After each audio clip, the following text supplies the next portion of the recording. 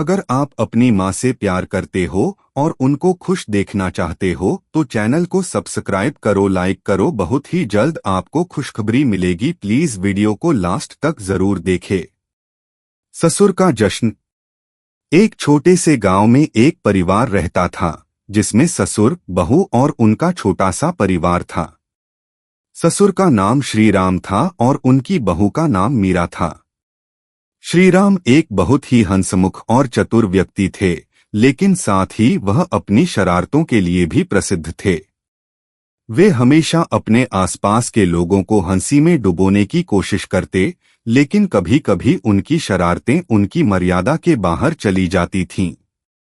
मीरा, उनकी बहू, एक समझदार और शांत स्वभाव की महिला थी जो किसी भी प्रकार की विवादास्पद स्थिति से बचने की कोशिश करती थी।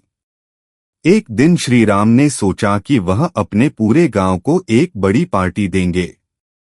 यह उनकी एक ऐसी शरारत थी जिसे उन्होंने एक लंबे समय से दिमाग में पाला हुआ था। उन्हें अपनी इस योजना को पूरा करने के लिए किसी सहायक की आवश्यकता नहीं थी, क्योंकि वह खुद ही सब कुछ कर सकते थे। उन्होंने अपनी बहू मीरा को इस आयोजन के बारे में बताया। मीरा, तुम जानती हो कि हम गांव में कितने महत्वपूर्ण हैं। यह समय है कि हम अपनी स्थिति को और मजबूती से स्थापित करें। मैं एक बहुत बड़ी पार्टी रखने जा रहा हूं और तुम इसका आयोजन करो। सभी बड़े बड़े लोग और गांव वाले आएंगे। इसमें कोई कसर नहीं होनी चाहिए। श्रीराम ने अपनी योजना की जानकारी मीरा को दी। मीरा थोड़ी चौंकी, क्योंकि वह जानती थी कि ससुर जी की शरारतें कभी भी सराहनीय नहीं होती। लेकिन वह फिर भी चुप रही और सोचा कि इस अवसर पर किसी तरह से स्थिति को संभालना बेहतर रहेगा। पार्टी की तैयारियां शुरू हो गईं।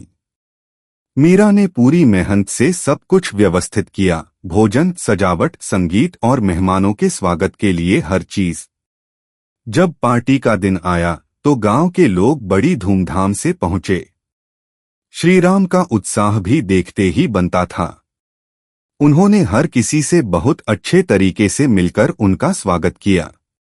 लेकिन जैसे जैसे पार्टी आगे बढ़ी, श्रीराम की शरारतें भी शुरू हो गईं। उन्होंने सबसे पहले अपने पुराने दोस्तों को बुलाया और उन लोगों के सामने बहू मीरा के बारे में मजाक उड़ाना शुरू किया। तुम जानते हो मीरा कितनी समझदार है। हर बार हमारी शरारतों पर वह सिर झुकाकर चुप रहती है, लेकिन आज तो देखो, सास और ससुर की शरारतें देखो, श्रीराम ने ठहाका लगाते हुए कहा। इस पर सभी लोग हंसी में डूब गए, लेकिन मीरा के चेहरे पर कोई मुस्कान नहीं थी। वह जानती थी कि ससुर जी का यह मजाक सिर्फ शुरुआत है। फिर श्रीराम ने पार्टी में एक और शरारत की। उन्होंने सभी को एक खेल खेलने के लिए बुलाया, जिसमें सभी को एक दूसरे के बारे में जोक्स बनाने थे।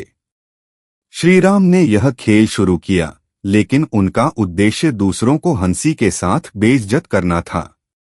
जब मीरा का नंबर आया तो श्रीराम ने कहा, अब देखो मीरा बहू को, जो हमेशा हमारी शरारतों पर मुस्कुराती रहती है, आज इसे थोड़ा मजाक उड़ाते हैं।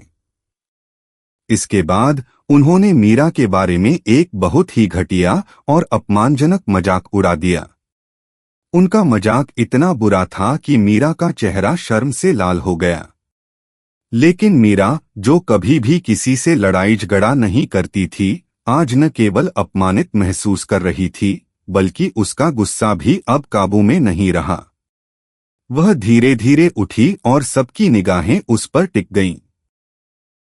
उसने माइक हाथ में लिया और कहा, ससुर जी, आपने हमें बहुत अच्छे से समझाया कि किस तरह से अपमान करने से लोग खुश होते हैं, लेकिन मैं आपको यह बताना चाहती हूँ कि सचमुच किसी भी इंसान का अपमान करके कभी किसी को खुश नहीं किया जा सकता।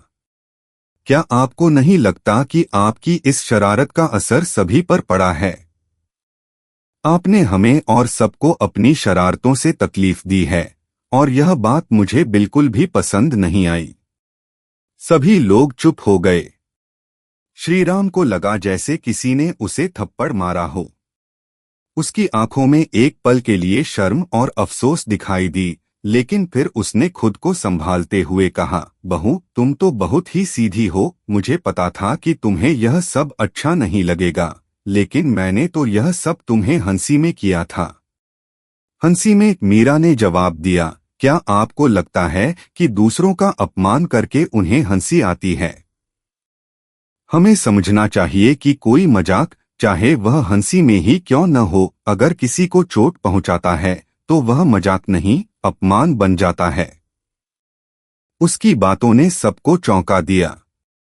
मीरा ने अपना माइक रखा और फिर सबको शांतिपूर्वक समझाया। हम सबका कर्तव्य है कि हम एक दूसरे का सम्मान करें, और इस सम्मान का हक हर किसी को है, चाहे वह ससुर हो या बहू। श्रीराम अब समझ गए थे कि उन्होंने क्या किया है। उनकी आंखों में पश्चाताप था। उन्होंने सबके सामने अपने व्यवहार के लिए मीरा से माफी मांगी और कहा, मीरा तुम सही हो। मैंने बहुत बड़ी गलती की। मुझे नहीं पता था कि मेरी शरारतें तुम और दूसरों को इतना नुकसान पहुंचाएंगी। कोई बात नहीं ससुर जी, मीरा ने कहा, मैं जानती हूं कि आप हमेशा से हमारे परिवार के लिए अच्छा ही चाहते हैं, लेकिन हमें इस बात का ध्यान रखना होगा कि हम कैसे अपनी मस्ती के कारण दूसरों को तकलीफ न पहुंचाएं। सभी ने फिर एक साथ मिलकर इस घटना को एक सकारात्मक रूप में बदलने का निर्णय लिया। श्रीराम ने अपनी गलती सुधारने के लिए अपनी बहू मीरा का सम्मान किया और पार्टी को एक नई दिशा दी। अंत में वह सब एक साथ बैठकर मुस्कराए और इस जश्न को एक नई सोच के साथ मनाया। इस घटना ने ससुर बहू के रिश्ते को और भी मजबूत किया। श्रीराम ने समझ लिया कि सच्ची मस्ती और खुशी तब आती है जब हम दूसरों का सम्मान करते हैं और उनकी भावनाओं का ख्याल रखते हैं। और इस तरह ससुर का जश्न वास्तव में एक बहुत ही महत्वपूर्ण सबक में बदल गया।